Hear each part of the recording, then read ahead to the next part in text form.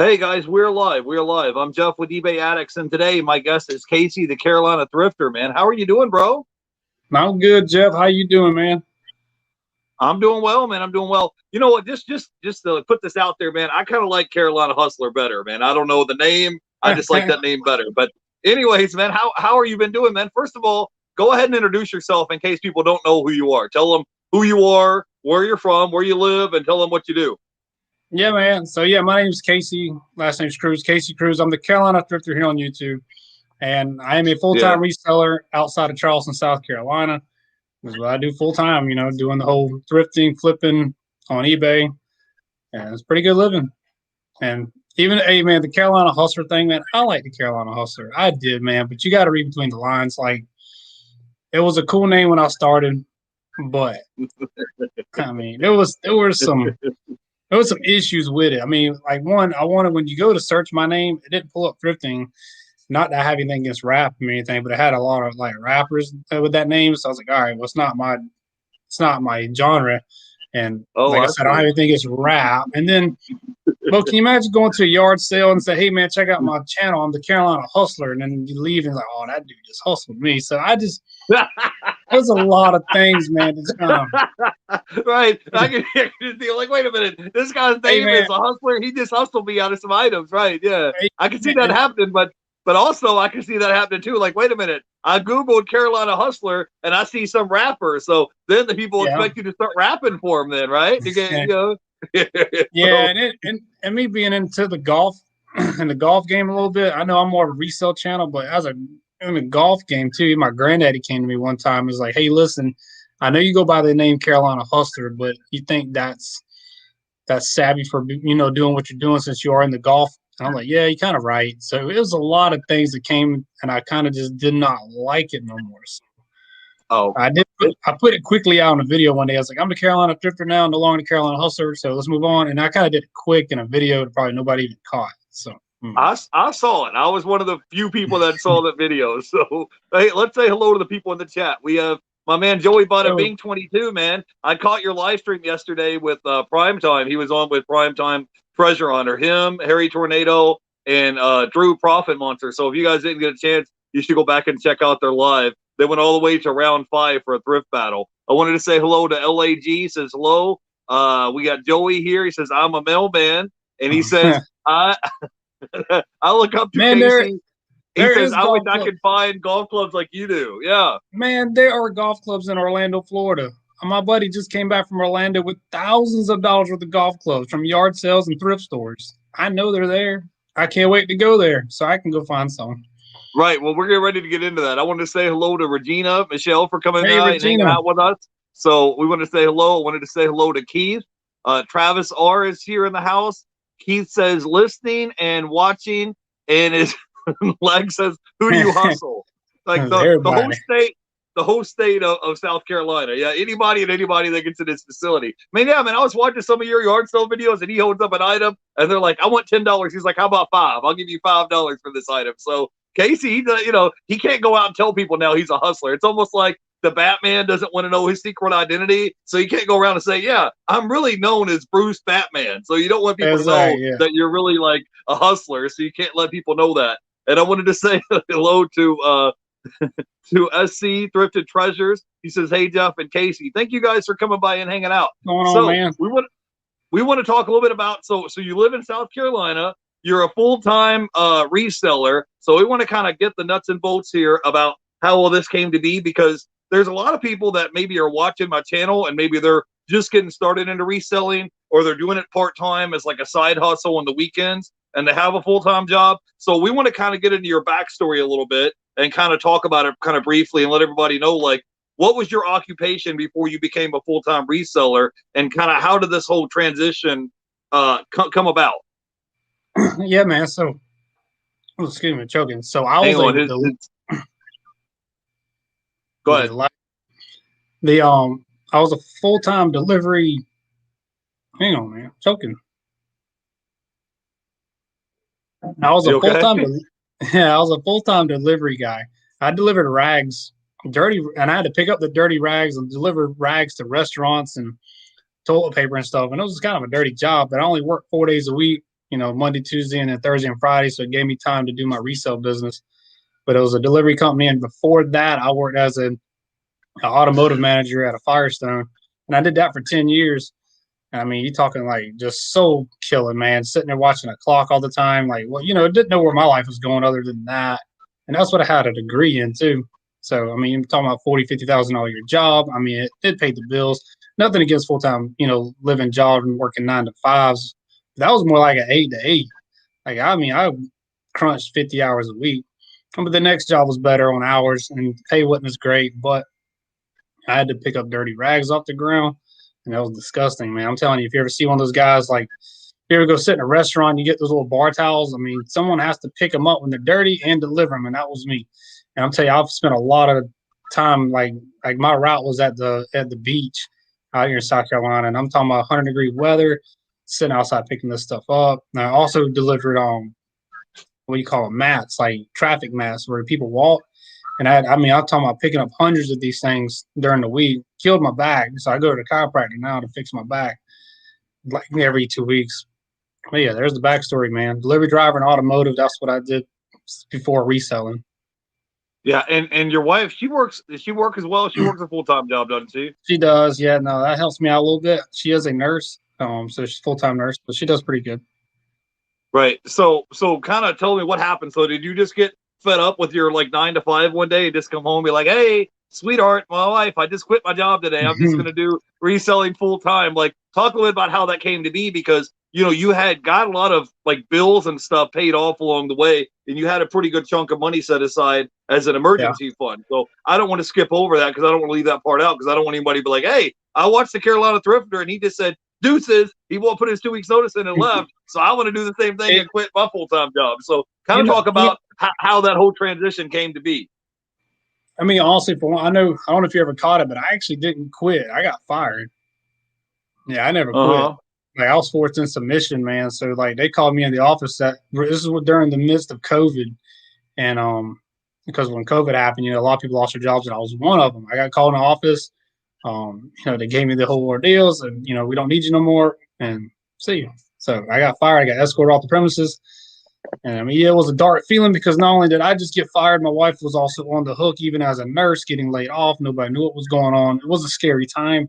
Luckily, I had, like, even back then, but now it's gone. I can't hardly explain to you about my financial IQ, but even back then, my financial IQ was pretty decent, so I had good safety net to be able to get fired. I could have probably went a year without working, but we don't do that. But the reselling business saved me, and I never realized how much reselling would do after I got fired too. I think that's what a lot of people, they don't have the confidence in this, but if you hustle really hard and you really put your efforts into it, I mean, it's there. I don't know how to explain it. I mean, well, I think that part of it is you only have so many hours in a day. I was talking to my brother on the phone last night, and he works a 12-hour shift. He'll go into work at 8 o'clock at night and work till 8 o'clock in the morning. And I'm like, okay, so there's 24 hours in a day, right? So if you work from 8 p.m. to 8 a.m., that's 12 hours right there. Then you sleep 8 hours. That's 20 hours out of 24 hours. So you have 4 hours of downtime, and that's to like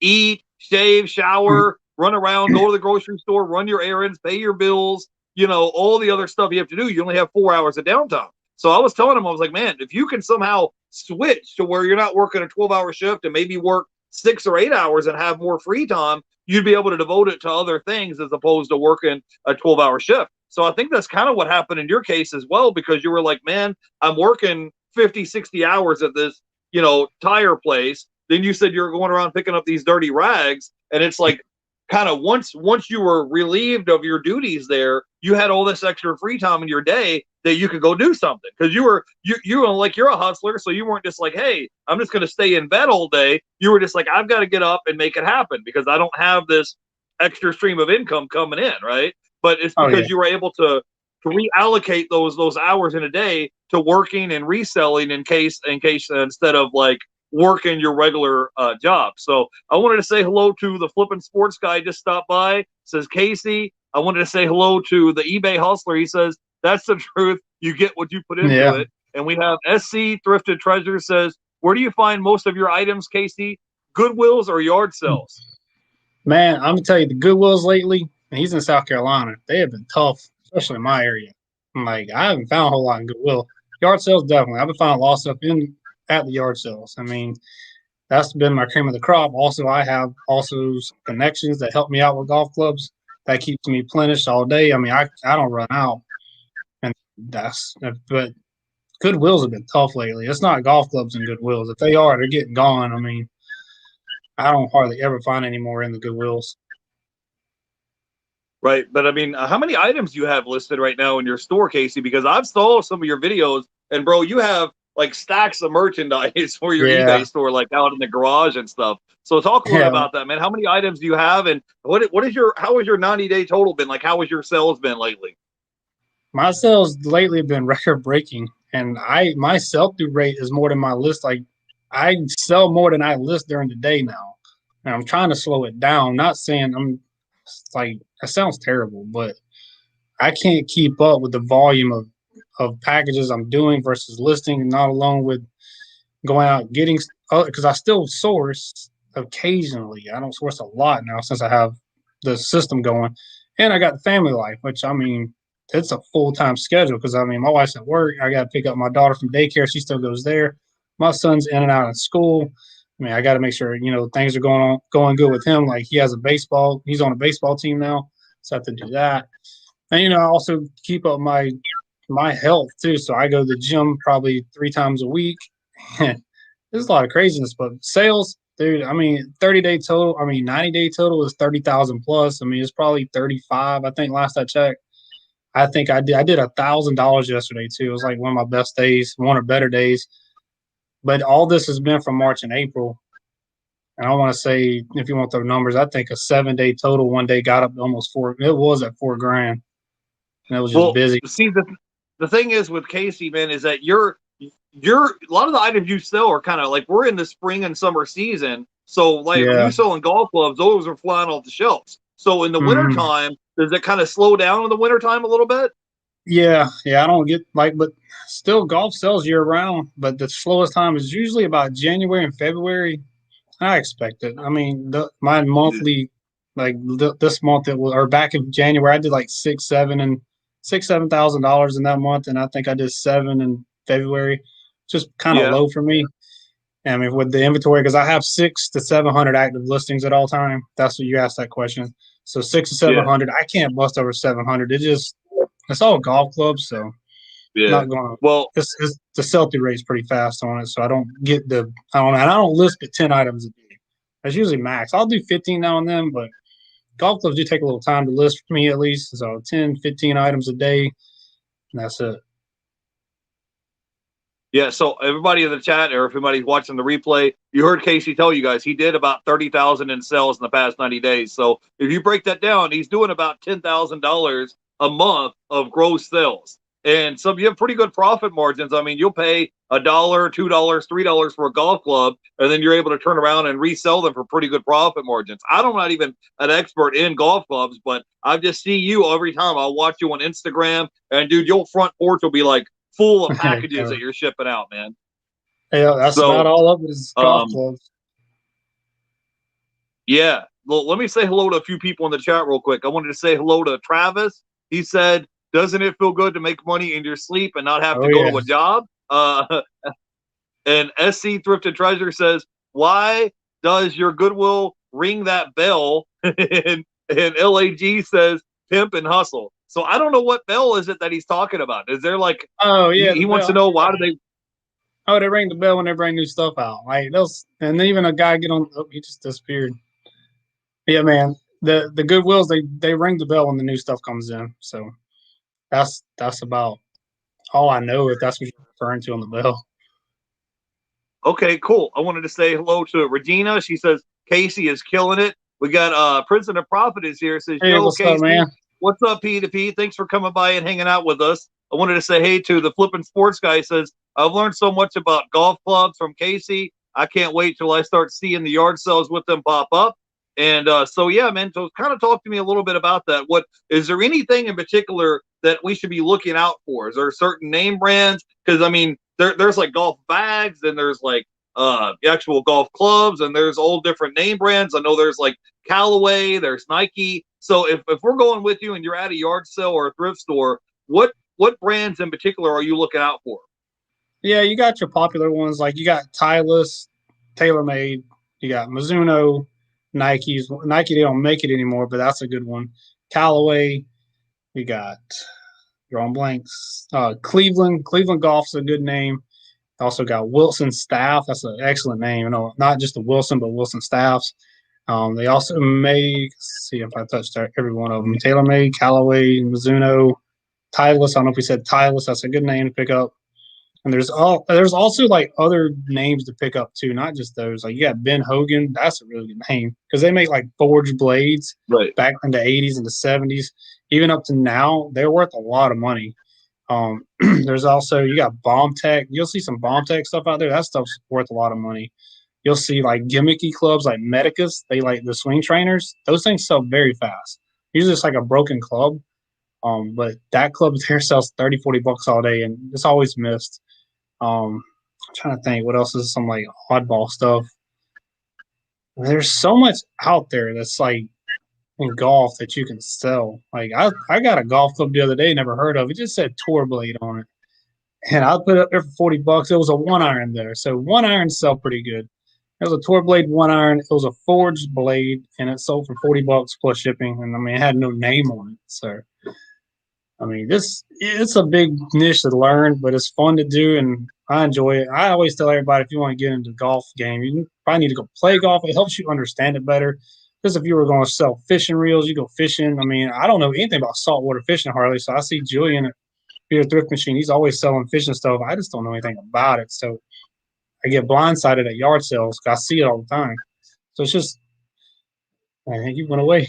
But anyway, that's a good thing to sell if if you play golf and you can relate to stuff that you pick up and find if you find some of the newer, like Titleist, TaylorMade, Callaway stuff. What's up, Art? What's going on, man? Say hey to everybody. Tay, when you come into when you come back to South Carolina, come down here to Charleston, man. I know you've been on tour. What's the best irons to look out for? And normally just those name brand sets, man. Like you got the TaylorMade, Titleist, Callaway, any of those name brand golf irons, man. They always sell good. So I would look after that. And especially like a lot of the newer stuff sells very fast. I mean, it only lasts a day on eBay. Like I have local people coming to my house looking for iron sets, and I don't ever can help them because they've already sold and are gone. I will stay away from like a lot of those oddball names though, like Spalding. Spalding's not really a good one. I mean, it's even though I see a lot of them. The Arnold Palmer irons. Arnold Palmer's a good putter, but don't ever buy the Arnold Palmer irons. They're always in the Goodwills and they're just nothing but junk. More which numbers? Oh, so like look for you kind of think of it like in a card game, man. You want to look for a straight.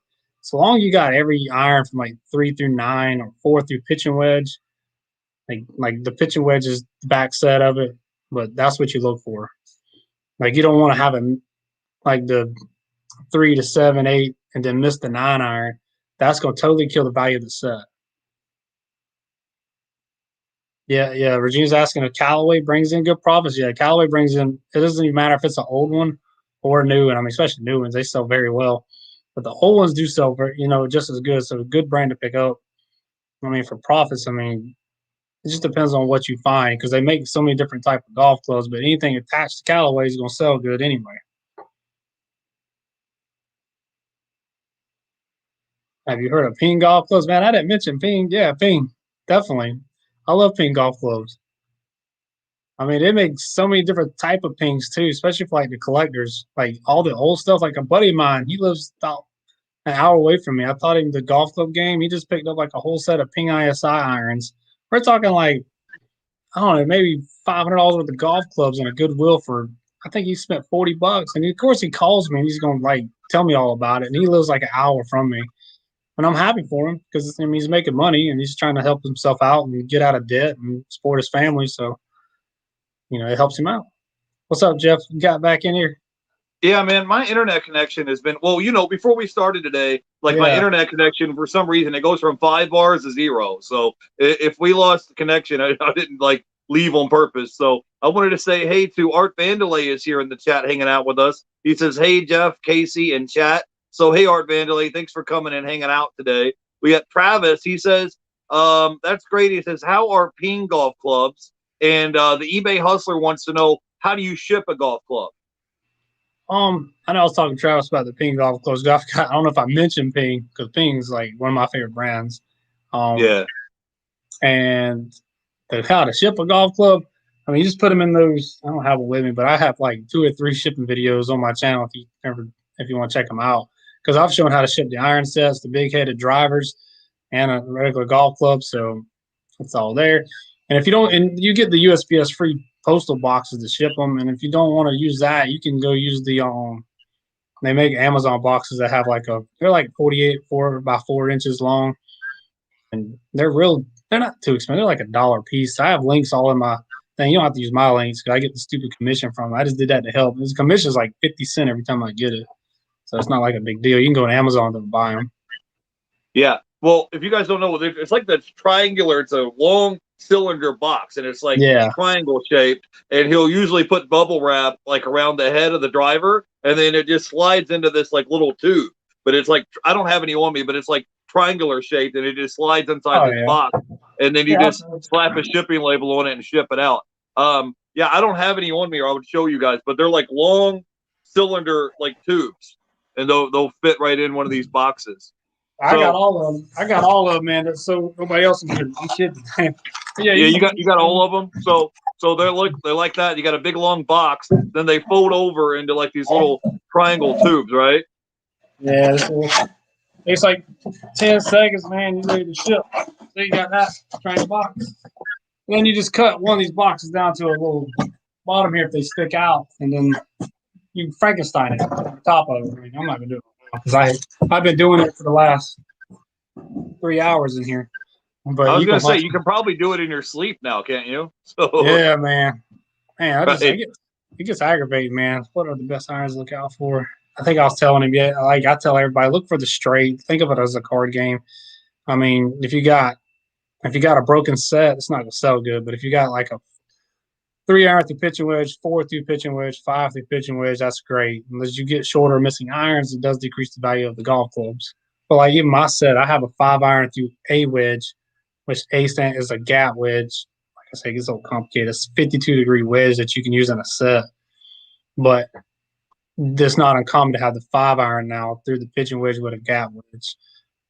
And that kind of sounded confusing. Yeah. But those gap wedges sell very well too. The gap wedge, all the extra wedges to the sets, man. I could sell one of those for like $100. Even my buddy today, I was telling him, he found a bunch of Ping golf clubs in the Goodwill. He found a Ping copper. Like you found a copper club, they're worth a lot of money, but the lob wedges are worth more if they're Ping. This golf club probably is worth about $150, $200, and he picked it up in Goodwill today for $3. So that's a big bolo, and I love finding those because it's easy flipping money, and it's easy to ship. So Casey, I was going to ask you. So when you're out at a Goodwill or a thrift store or a yard sale or something, what is a good price to pay for a golf club? Like is $2, $3, $1? Like if you didn't know nothing about it, if I came to you and I was like, dude, I don't know the first thing about golf clubs, but I'm just here and a guy has a bunch of them. Like, what would be a good price for me to pay for them? And what kind of profit margins do you typically see on these golf club sets? Because I know you'll buy a whole big bag for $20, $30 and then turn around and sell it for $450 and then, basically part it out. So I kind of wanted to get into that a little bit. Yeah, I usually that's kind of hard to answer. I mean, because you want to make sure you're getting the right club. But $3, I wouldn't pay no more than $3 if you don't know much about it.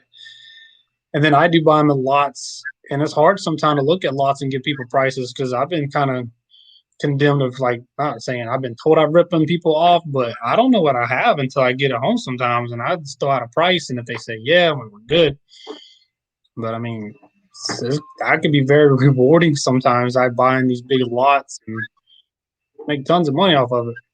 Yeah, I saw your video the other day, and this guy wanted like $40 for the bag and all the clubs. and you were like, well, let's do 20, and the guy's like, let's do 40, and then you were like, okay, wait a minute, I'm looking, and I know I see just one of those golf clubs sticking out of that bag. You know, you can sell for 40 and get your $40 back. So you're like, if I could just go ahead, you're like, if I could just find this one golf club that I know is going to sell for $40, then you're like, I have no risk. Because then once you sell that one golf club, you get your $40 back. The rest of it is pretty much his profit, right? Yeah, that one golf club just got sold today. I listed it yesterday. It was a Ping I2 Blue Dot Law Wedge, and it sold for $80, 70 or $80. It's more than 40. Well, I'm saying, like, you knew what I'm saying is, like, when you're evaluating a deal and you see this guy's asking $40 for this golf club in this bag, and you're thinking in your mind, you're like, I know I'm going to get at least $40 for this one golf club sitting here. So then the rest of it is all house money. It's all profit margin is what I'm saying, right? So it's not you're going in blind and you're just like, well, I don't know if I'm going to make my money back on this deal. I wanted to say hello to Regina. She says, does Callaway bring in good profits? I see them a lot. Yeah, I was telling her, yeah, Callaway's a good name. I mean, you can't really go wrong if even the old stuff. I mean, they sell very well from old to new. You're gonna find Callaway from back in the early '90s all the way up to the late, to now. Find stuff from the now, it's expensive. Yeah. So we got your buddy in the chat, Flippy McFlipperson. He says, how did I almost miss this? What's up, guys? I think I saw something on Instagram or YouTube that you guys met up recently and went golfing. Yeah. How did that go? Yeah. They were pretty good, man. Evan's a cool guy, man. I liked it. Me, him, and his stepfather play golf out here in Santee. It's an excellent course. It was just a nice day to play. We chit chat about, our resale business, and he's a pretty good golfer too. So I mean, it's a good time. That's usually what I like to do on the golf course, man. Just chill out, and it was cool to have a resale person there that time too. So, and I've met Evan one other time too. Before that, we had a beer and chilled out here in Charleston when his wife and him traveled down here, and they went thrifting. So we have some similarities, and I think we have some stuff in common. So pretty cool day. Yeah, I subscribe to your channel, Flippy McFlipperson. So I hope you're having a good day. And you got some good stuff, man. Art Vandelay's in the chat. He says Casey took over and did great. So maybe we need to do a couple live streams on your channel, Casey. You're the host. How about that? We need to do that, right? Because I see you in other people's lives. We need to have like the Carolina hour, and everybody just comes to you and on your channel and hang out with you and do a live on your channel. That would be cool, right? Hey, man. It might be coming. The thought has crossed my mind since I've evaluated my hours and looked at my metrics here on the YouTube thing, and I was like, well, if I go live a little bit, I could probably monetize the channel probably, I don't know, sometime late summer maybe from the hours. The hours are down, but I look at my YouTube matrix, man. It almost looks like my YouTube channel didn't start until November of last year, even though I've been on YouTube for over a year. But you can, there's so much craziness they can figure out. I don't know. Yeah, guys, I think Casey's at like 740. So we're trying to get him to 1,000 subscribers. So for whatever reason, if you guys aren't subscribed to the Carolina Hustler, his Instagram and YouTube links are down below in the description below. So go ahead and follow him. Yeah, because it's difficult when you're like, man, I'm putting the hours in, I'm putting the effort trying to edit these videos. And I'm like, at the very minimum, you would like to get monetized, right? So we would like to make that happen, man. Go ahead. Tell them where they can follow you at on Instagram and YouTube, where they can find you at. I got your links down below. Yeah, it should be still Carolina Hustler here on Instagram. I never changed it. I think I'm going to change it because it matches my YouTube. And then YouTube is Carolina Thrifter. It's probably not hard to find. Yeah, follow me there. I mean, I'm here. So yeah. So if you want to make 10 grand a month and you go follow Casey, he'll show you how to do it. You go. So you're going to start off at 10 grand and go up from there. And he doesn't work like you said earlier, compared to your 9-to-5 job, you don't put like 60 hours into this reselling game, right? Like you said at your other 9-to-5 job, you would work like 8 to 8. Like, can we talk a little bit about how your day or what your routine is like being a full-time reseller? Because you're doing that plus shooting YouTube videos, plus still being a full-time dad and a full-time reseller. So can we talk about that a little bit? Yeah, definitely, man. I mean, the day starts out with taking the kids to school, and normally I do all my packaging in the morning time, so I'll do all my packaging. And lately, it's takes about 2 to 3 hours to package 10 to 15 golf clubs. It's not easy. So I mean, it's not hard, but it takes time more than just like throwing video games or clothing in an envelope. I mean, it's not that easy. So it does take time. And then after that, I normally will list. I usually list 10 items a day minimum. and that kind of keeps my YouTube, I guess, eBay algorithm going. And then lately I haven't been able to, but usually during that period it's usually between 10 and 2 o'clock after listing, I will try to look at my listings and try to dissect on things that are going wrong or sending out some offers or at least or going down on prices. Lately, I haven't had to do that. I've just been selling. And then I pick up my son at 1:50 from school, and then I bring him back. Normally after that, I'm either doing some cleaning in my house or I'm gonna work on a YouTube video. I am trying to put out at least 2 videos a week. Sometimes I've been able to put 3 out. It just depends on the content that I can do.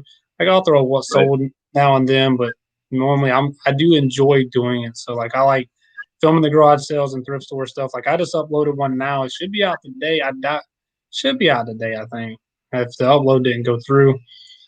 But but I stay busy her. And then at nighttime when my wife gets home at 7 or anytime after 7 o'clock, I really am done. That's why nobody ever really sees me too much on a live anymore. Occasionally I'll pop in, but I'm usually having my kids, in bed by 9, 10 o'clock, and I'm just either sitting there watching a movie, just trying to have some downtime. So I do try to cut off my whole entire thing by 7 or 8. It normally doesn't happen sometimes though, because my phone is either going off of eBay offers or I don't know, it gets a little crazy. Yeah, man. It's a busy day. It was a busy day. First at 9 to 5. I mean, I hate 9 to 5s. I hate it. I've always hated it, and I don't know why I didn't quit sooner. I mean, that was a curse. I mean, I don't know, everybody's got jobs. I appreciate. I'm not knocking anybody who has a job, but I hated having a job. I really did, man. I'd watch the clock when I worked at the automotive places, watching that 8 hit the 9, hit the 10. I've worked in plants where I had to wait on the bell to ring. I mean, I've worn every T-shirt you could think, every uniform. I mean, I've had like 10 jobs in my past, 20s, and I started working when I was 13, and I always wanted to break free, and I always wanted to have my own thing, and I never dreamed that this would have been it. Like I would have been a golf club guru selling on eBay. Like I started out in 2014 trying to sell shirts off of a plotter, screen print them. That failed. I tried to sell car parts. That failed.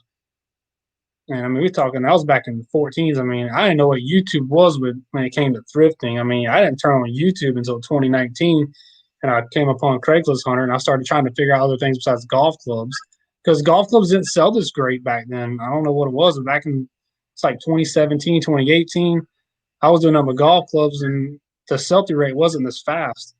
But I think it was 18 is when I started picking up stuff like VCRs and other stuff because I was kind of a scared seller. Like I don't want to sell stuff out of my knowledge range.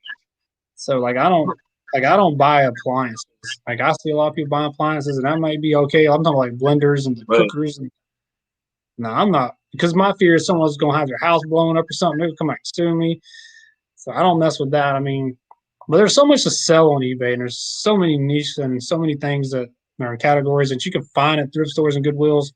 So I do venture it out a little bit, but but I've seen you pick up video games. You pick up other stuff besides golf clubs. Yeah, I do. I don't say I still do. Like I mean, this video I just put out, I didn't find one golf club. I only found 5 items. It was rough, but I found 5 items that make pretty decent money.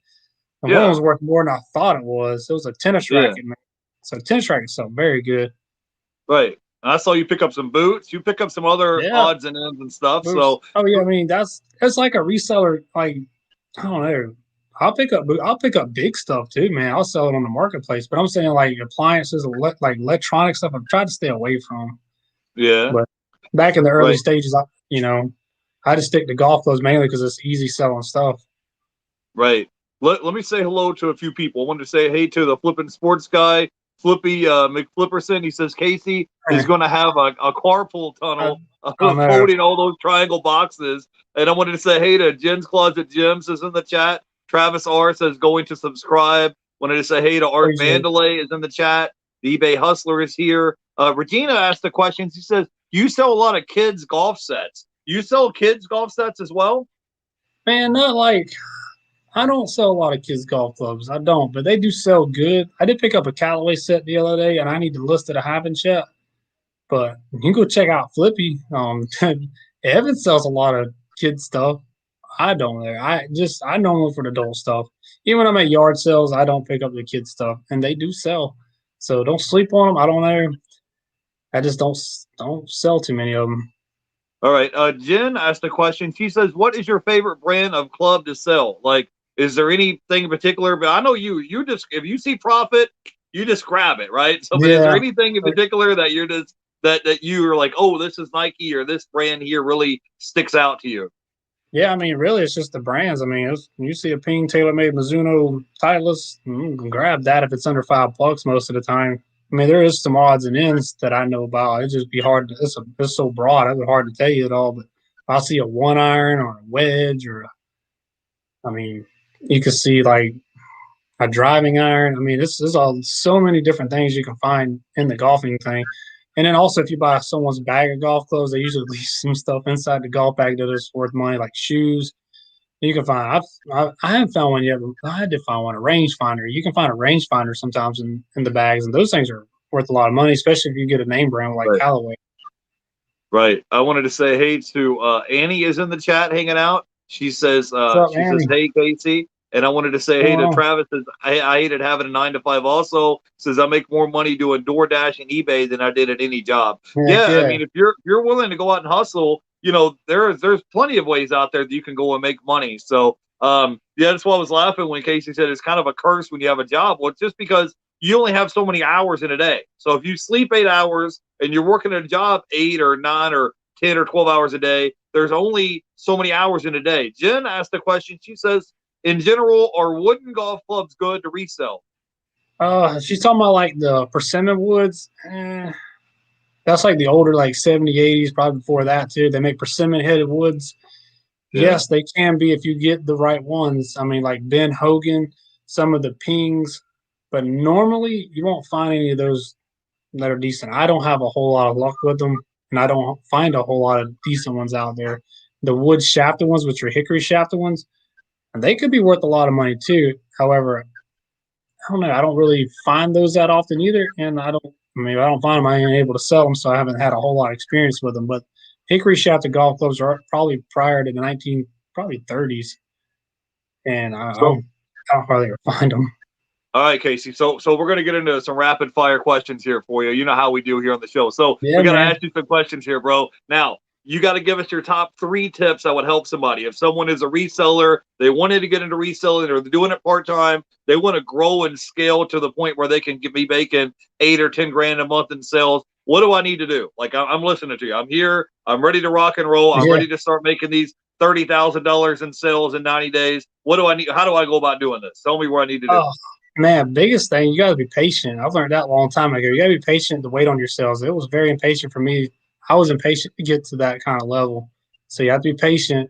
So that'd be your first thing. And second thing, I mean, whatever you have to list it and list every day. I mean, I don't care if you have to divide it up. You got to get the EB algorithm on your side. I felt my stepdad out a lot lately because he's tried Right. and it's working. So list, whatever you got in inventory, 3 a day, 5 a day, 10 a day. That way you don't run out of inventory. Don't just do 30 in one day or 20 in one day. Split it out. That way you have a little train rolling. So that we can get consistent sales and get your feedback up. I mean, it's just a whole rhythm there. So list every day in a certain, amount, not all at one time. That's me, and it works great. And 3, I don't know, man. That's hustle every day. I mean, some people think it's luck, but it's only luck when you hustle harder. So go hustle. Yeah. LAG says, how many listings do you do a day? I And think you said earlier you do about 10, right? And I'm at 8 right now for the day. I got 2 more to do and I'm done. Because I spent 3 hours packaging, I spent 2 hours listing, and that's 5 hours, and then I got other things I need to do. Now, I'm overloaded right now. But the thing is, I don't know what's going with the algorithm right now, but I am selling at a rapid pace, so I've slowed down a little bit, doing maybe 5 in a day. But I always list every day, though. I mean, that's not a Okay. lot of listings. A lot of people list like 20, 30. I've heard people do like 50 listings a day. I'm like, man, time to list 50 a day. That's crazy. I have so much going on with my kids and wife and packaging. And then my items I'm listing are, to me, I put detail into it. I don't just take 2 photos and throw a little title on there. There's a lot of information going in there. Some people say I overload it, but I mean, I want the buyer feedback. I want them to be happy. And that's kind of the biggest thing with golf clothes that I like. I mean, I kind of knew how to list these things to make, people understand what they're buying. And I feel like when they go to my eBay page, that I have a good, the platform that, they see, they can really have confidence in buying it. Yep. So Casey, the title of the video today was how the Carolina Thrifter, quit his job. So I kind of wanted to circle back to that real quick because I don't want people to be like, oh, just clickbaiting me. So we want to talk a little bit about what.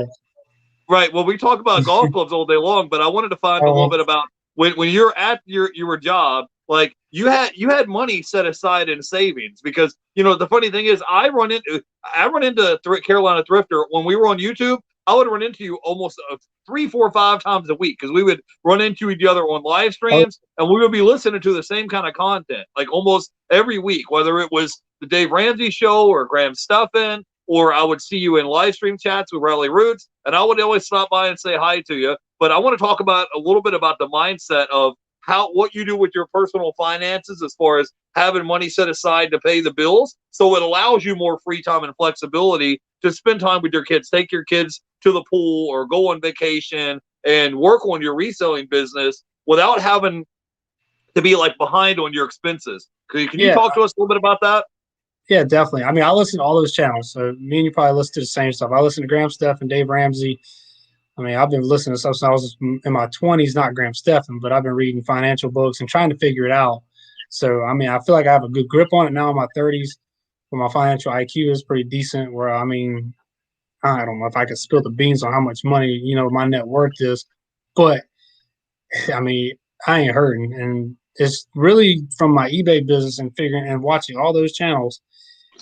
I mean, I know how to, I mean, if we rewind it back 5 years ago, I was $40,000 in debt and I had a Trans Am and a car and I let the Trans Am go for $5,000 to pay off debt. And I mean, I let everything go and I was down to $1,000 in cash and I needed something to crutch on, which was eBay and selling golf clubs. But I knew I was $40,000 in debt. Me and my wife both. We talking about student loan debt, credit card debt, and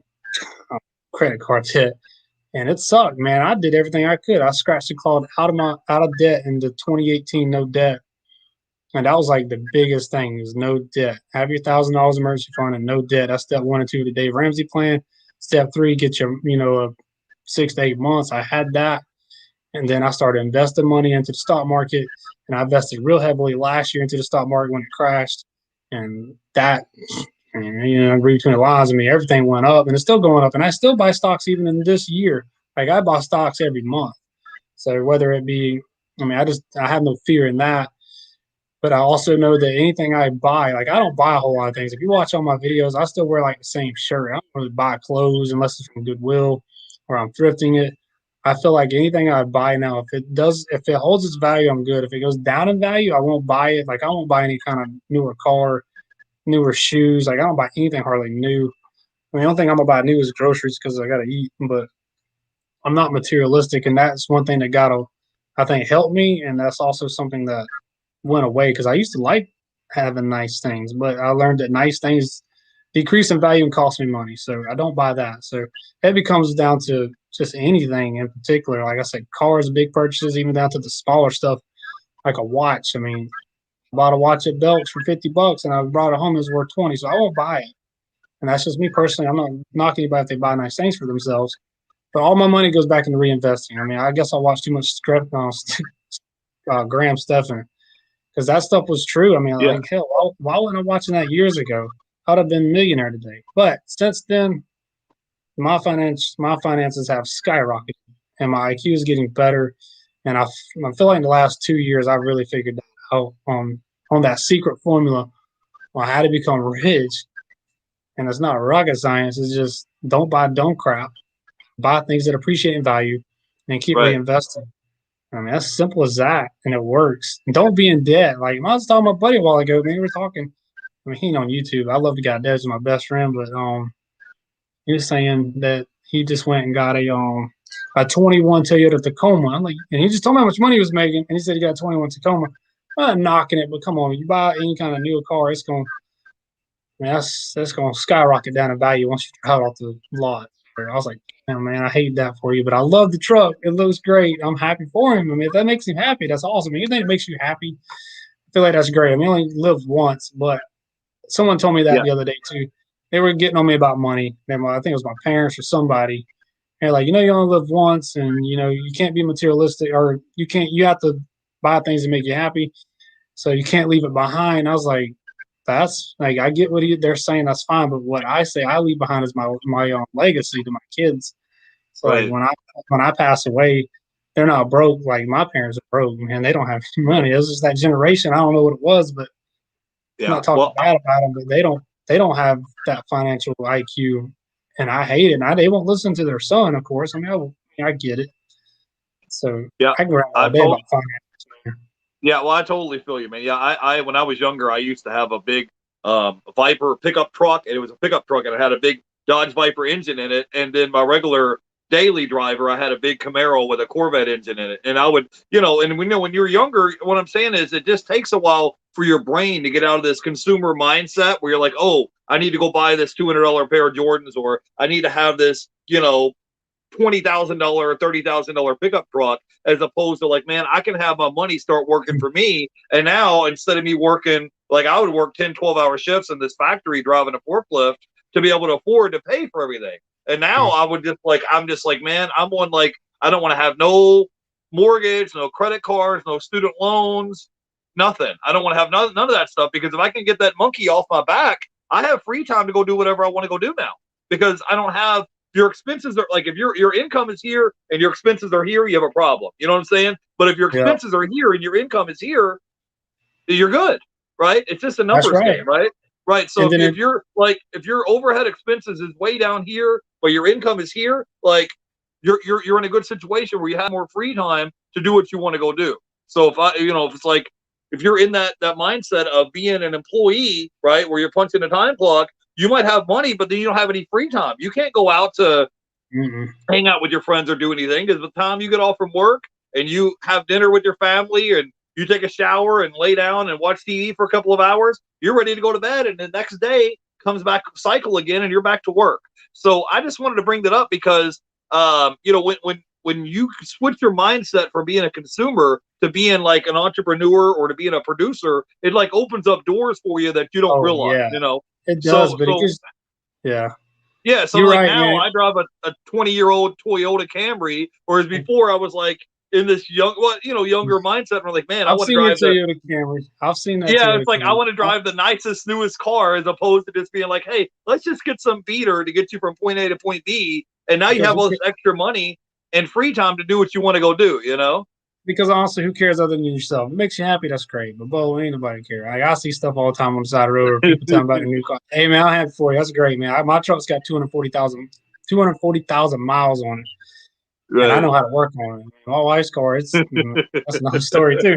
She want to trade it in. I'm like, how I feel about that. So we bought her car brand new for $32,000 7 years ago. Right. Man, it's terrible decision. All right, cool. I've made some bad choices, man, back in my day for finances, man. I've really worn some shirts. I mean, my son was born, and I went out and bought a nitrous system for my Trans Am and went and raced it at the drag strip. That was $1,000. Right. I mean, that's stupid. Why would I do that? I even went back to school and got a student loan in 2015, drowning myself in debt to go back to school because I wanted more free time. So I just thought I'd become a teacher. Oh yeah, that was a bad decision. Well, it's just the thing is just like you're in a boat, and it's like you're paddling this boat, and sometimes you're paddling with one oar and you're going in circles. Because I've been there before, bro. I was in college. I think I had 70 or 80 hours of college credit hours, and I was going to this community college, and I got ready to go to this point where I was getting ready to transfer over to this university, and I was like, do I really want $80,000 or $100,000 of student loan debt to get this degree, to maybe get a job or maybe get a promotion at this job? It's not worth it, because it's like, on paper it says you're making more money, but the extra money you're making is just going to go right back to paying the student loan back, So to me, it wasn't worth it, man. I mean, I got sucked in that game too, man. Because I graduated in 2004 in high school, and it was like thrown down my throat, like, go to college, do this, and then you'll be fine. I'm telling you, that was not fine. Like they don't care when you sit there in the financial administration office and they're sitting there going over your paperwork, it does not register in an 18 to 22-year-old mind that you're going to be this much money in debt. The ROI on that degree is not worth the going in debt. It's not going to even comprehend in your head. You're in that atmosphere you're in. I was in the atmosphere. You're in a 4-year college or whatever. You're just having fun. And I had a lot of fun, but 4 years went by fast. And so did, life hits you hard. And then like in my situation, everybody's different. I mean, I didn't have parents to really pack me. I don't know if you did or not, but I didn't. It was struggle bus all the way to whatever. I mean, I'm 35 right now, so struggle bus for a while. Yeah, man. Like I said, I've been there. We're around the same age, Casey. I'm 36. So, yeah, and we're right around that time. And it's kind of, you just have these expectations of your parents, your friends, your family, and everybody else is going to college. And then you're just like, well, why? What is the purpose of me going to college? Why am I here? What is it? What is the end goal that I want to attain by having this degree? And you want to have this certain lifestyle, but it's like, what is the purpose of you doing what you're doing? So, hey, I just kind of wanted to run through that real quick, because you said at one point you were 40 grand debt in the hole, and now you have no debt, and you have this thing on eBay where you're making $10,000 a month in sales and you have zero debt. And whenever you're done with your reselling, you're done shooting YouTube videos, you can go do what you want to go do. Yeah. You're not being bossed around, Not really. No, not at all, man. But hey, I will clarify. I'll clarify. I mean, me and my wife, we're together in this too. But now I do have a mortgage. And I want that for transparency. I do have a mortgage. I do pay extra on my mortgage. It is my final step of debt. But I bought a foreclosed house in like 2016, and the value of my house now is like stupid from what it is. And I don't know what the housing market's going to be, but just the infrastructure around my house, I mean, I feel pretty good. I could sell it and make a pretty good profit. And that's always what, and I've bought 3 houses too, so I know how that works. So I've done pretty good on buying the house, but it's a mortgage, so I still have debt, even though it's a mortgage, and I'm still paying interest to a bank, which I can't stand to look at when I pay. Right. I pay extra to knock it down. Right. So Casey, talk to me, man. Now, if you were to go back and give somebody advice, or let's say you're giving yourself advice from 5 years ago, and you're talking to yourself and you want to give somebody advice to where they can be able to leave their full-time job and become a full-time reseller, what is it exactly is that they need to do? Like, walk me through this. If I called you up and I was like, hey, Casey, I'm in your shoes. I'm $40,000 in debt. I hate this job, this job. I'm stuck here. What do I need to do? Help me. What do I need to do? So what would you tell me, Casey, if I called you up and said that? What would you tell me? Man, I mean, it'd be hard just to listen to me. I think people have a hard time listening to their friends. So I would actually just direct you over to Dave Ramsey. I'd mail you the Total Money Makeover. I'd take you out for lunch and I'd give you the book for free. And I would tell you these 6 steps. And you at least need to do steps 1 through 3. And then you would need a side hustle, whether it be flipping golf clubs on eBay, whatever. I don't care what you do, but you need a side hustle. And you still need to work your 9 to 5, and you need to work every overtime hour you can. And you have to build up a net worth to escape it. And you have to, it's like I listened to Joe Rogan forever in my truck when I was doing deliveries, talking about quitting your job. And he was like, you got to find that window. And when you find it, then you can escape. And it would give me goosebumps when I hear it, because I was still working. So I would tell you, find that window. You have to beat every day the grind. You have to want it. And that's what I did. I grinded every day. I mean, I was driving to Goodwill's 2-3 times a day. I mean, and I have a family. I didn't even think I would do this with the family. You think I could have done this without kids? I don't know what I was doing when I didn't have kids. I had so much free time. I was too busy goofing off and sitting at maybe having a drink at the bar, or racing my Trans Am down a driveway, racing race cars. Right. You go look on YouTube. Go look on YouTube, man. They have me on YouTube. It's a terrible video, but it's back in like 2011. 8-car pile up at Harris. You watch me just cram my $2,000 race car into turn 4 at Harris Speedway in North Carolina. So it's like, all right. Let me say hello to a few people. The Flippin' Sports guy is here. LAG is in the chat. Annie is here. Blood, Sweat, and Cell has just stopped by. He dropped a $2 super chat. Hey, he says, you guys are babies. Hey, Jeff. Hey, this is Leroy from Blood, Sweat, and Cell, man. I caught the replay you guys are on with Baldy Pal Pickin yesterday. So, hey, man, we appreciate you, man. Leroy from Blood, Sweat, and Cell. So if you get a chance, you should check out the replay of that. Yeah, he was on yesterday, and I wanted to say hey to Keith. He says spend less than income and never have any money problems. Yeah, like it's just a numbers game. Travis says I live below my budget because I never want to go back to a 9 to 5. Yankee on purpose says caught alive. Hey, thanks for coming by, Yankee. I wanted to say hey to Baldy Pal Pickens. Says y'all are great. I can't stay, but I'm at work. Keep hustling, both of you guys. Well, and Jen's Closet Jim says I found a couple of wooden ram clubs for 50 cents a piece. They didn't appear to be great, but I had to look them up. So if you found golf clubs for 50 cents, should you pick them up or no? What's the story? If you're looking for inventory, you can try it and see what happens. I mean, because the Ram stuff they're okay, but I think I know what she got. I would try it out. I've never sold that, but I know what she has. I believe in my head. Just try it out. I mean, there's always a collector for something, and I think Ram back in the day was a good brand. So try it out, see what happens. Because they're going to sell more than 50 cents. I mean, she's going to have an ROI on it greater than 50 cents. I would say not a bad buy. So Casey, before we let you go, brother, you got to let me know what is in store for you. What do you got planned going on for the rest of the year of 2021? I know you have some kind of like tricks. I know you have something up your sleeve. What is it that we can expect to see from you for the rest of 2021? You got any projects or anything coming up that you haven't told us about yet? I mean, I'm trying not to get stressed out, to be honest with you, man. I'm serious as it can be. I'm trying to maintain this mental health of just keeping the flow going and not getting above my head on eBay, because I think that can stress someone out. And YouTube, like YouTube can stress you out. I've learned to get away from it, but 2 videos a week. But I'm creating at least 2 videos a week here on YouTube, having fun with it. I have a lot of videos to store on that end.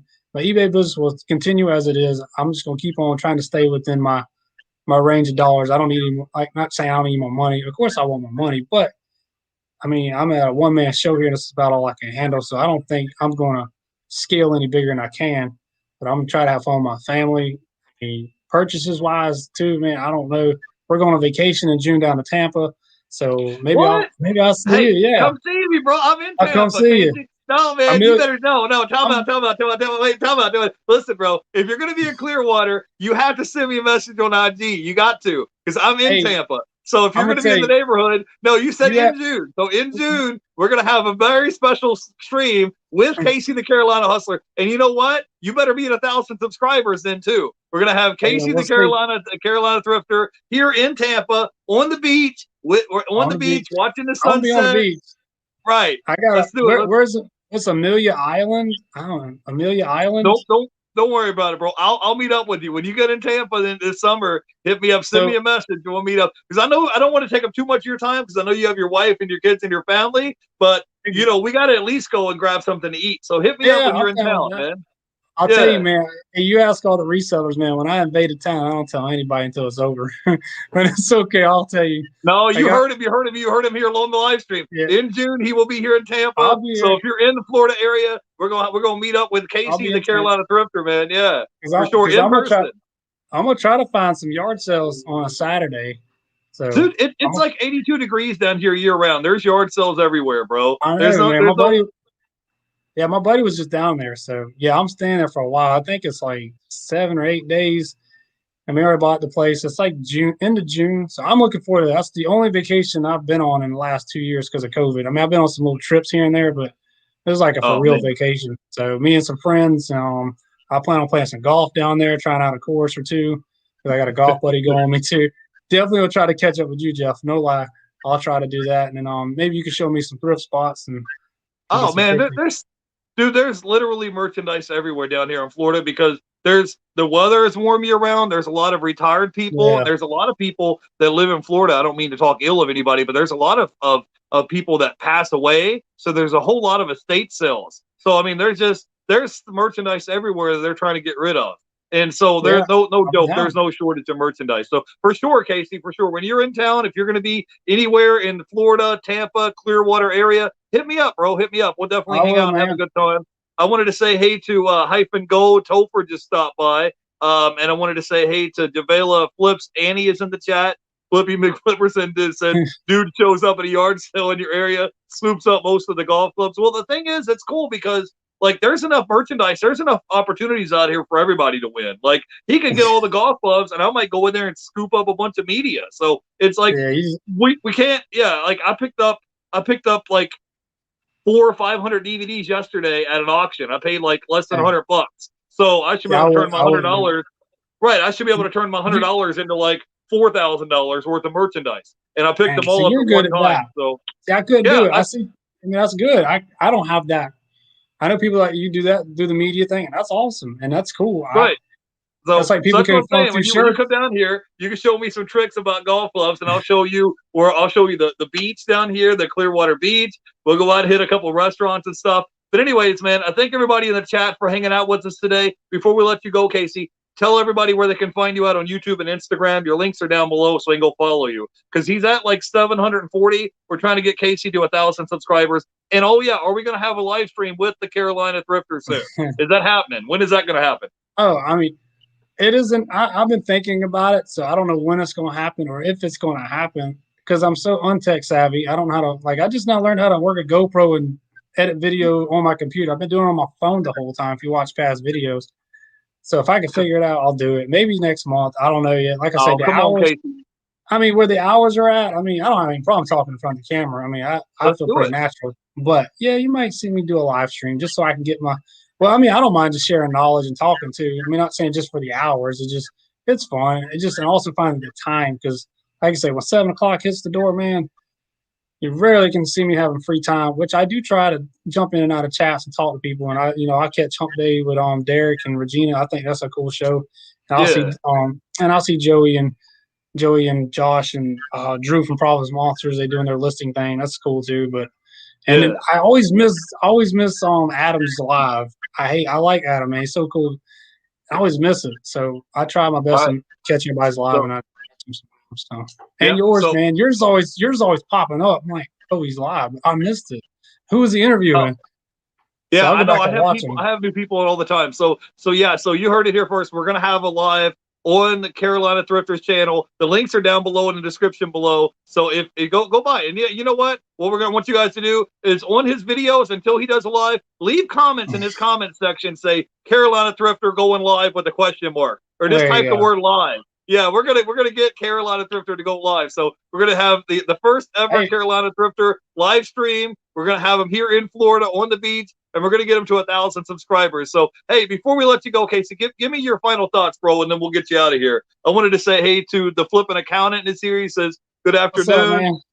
Key says hit the like button. The Flippin' Sports guy says you can always tell him Casey gets some YouTube time. He'll get a comment or two. Yeah, that's what we're saying. I mean, I drop comments in Casey's videos all the time. I'm always I'm always there. First one. I'm like, I know. I'll probably get on your nerves. He's probably there's that freaking Jeff again. Nah. So I appreciate the support. I'm just a little small, and I wouldn't call it a small YouTuber. I'm like a little ant in the YouTube world. No, man. Hey, man, you help the channel out and you hit the like button.